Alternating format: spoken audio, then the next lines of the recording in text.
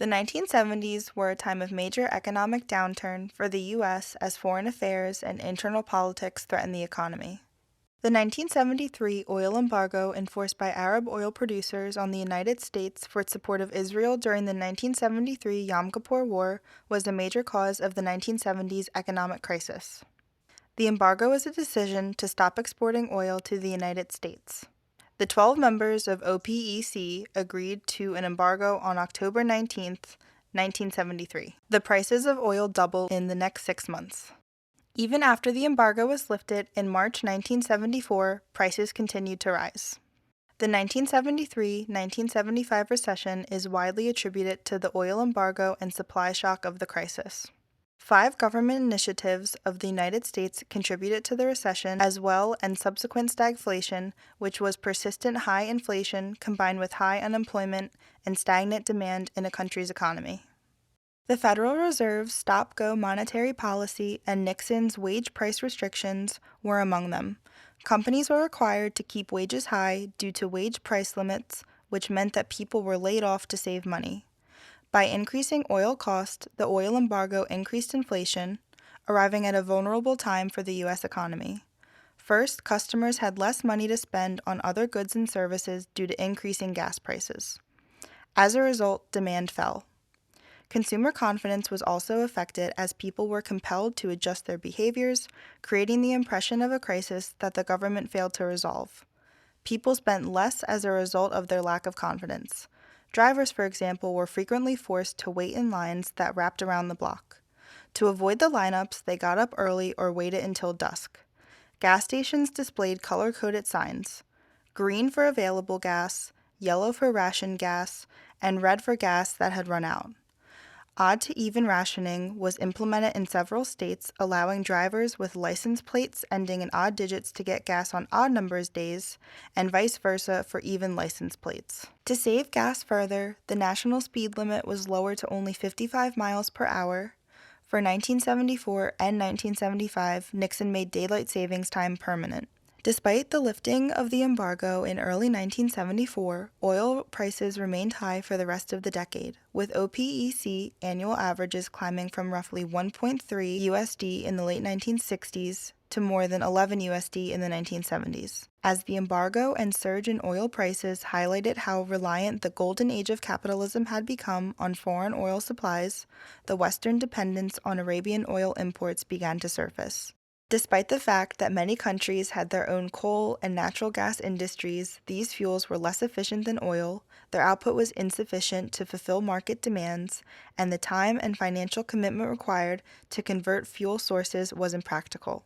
The Bretton Woods system, which was a monetary system similar to a gold standard, had been in place since 1944 and bound most Western currencies to the U.S. dollar, was abandoned in 1971 as part of the Nixon shock, leaving many international currencies freely floating and unstable when the recession hit.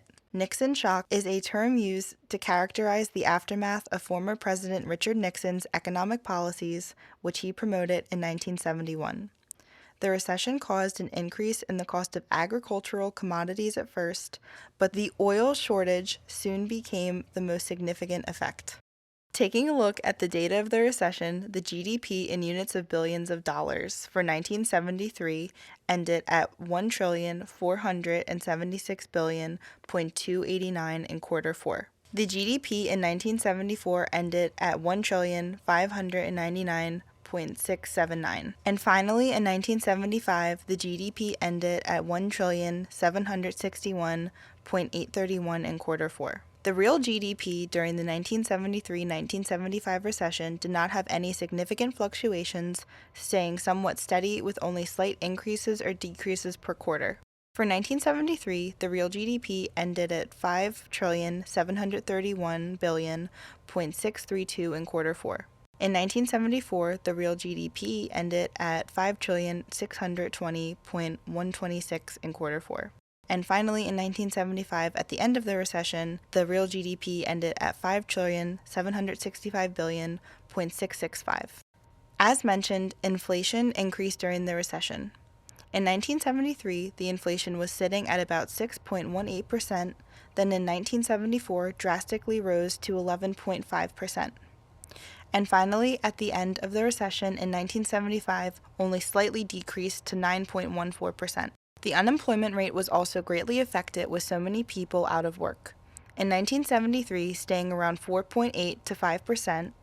Then, in 1974, unemployment jumped, ending with 7.2% in December 1974. Unemployment continued to increase with a high of 9% in May 1975, ending the year with an unemployment rate of 8.2% when the economy was still far from recovered. The business cycle dates for 1973 to 1975 recession are as follows. November 1973, quarter 4, was the peak month, year, and quarter during the recession. March 1975, quarter 1, was the recession trough month, year, and quarter. Trough meaning the bottoming process moving from contraction or declining business activity to recover, which is increasing business activity.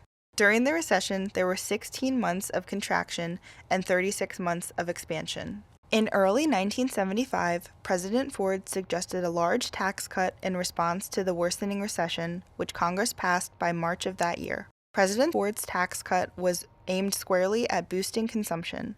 Instead of marginal rates being decreased, all taxpayers and their dependents received a $30 credit, about $100 in today's money. A refundable earned income tax credit was also implemented, as well as a rise in the standard deduction.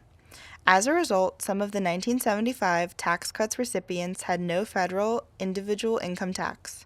In 1975, tax and expenditure adjustments were enacted as the initial steps toward overcoming the 1974 to 1975 recession, with heavy emphasis on raising the disposable income and consumption of moderate and low-income people. Ironically, President Ford's Council of Economic Advisers, which was in charge of creating this tax proposal, was directed by Alan Greenspan. President Ford's counter-cyclical fiscal program was successful. In the second quarter of 1975, the economy began to improve. In the first quarter of 1975, real GDP per capita had been negative for the entire year of 1974 and was decreasing at an annual rate of 6.7%. The pace of growth of real GDP averaged above 4% the final 3 quarters of 1975, ending with the quarter when the temporary tax cuts went into effect.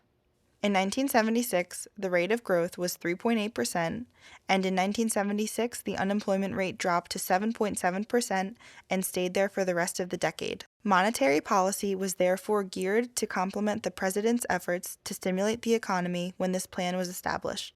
The recovery was already well underway when the nominal interest rates began to rise in early 1975. The long-term effects of stagflation became the biggest threat, and governments were forced to rethink their economic policies and implement stabilizing measures. By 1976, practically all developed economies had survived the recession. However, consumer prices remained higher in many places, unemployment in some, and inflation rates would not return to pre-crisis levels until the 1980s, and most countries' increasing growth and wealth had come to an end.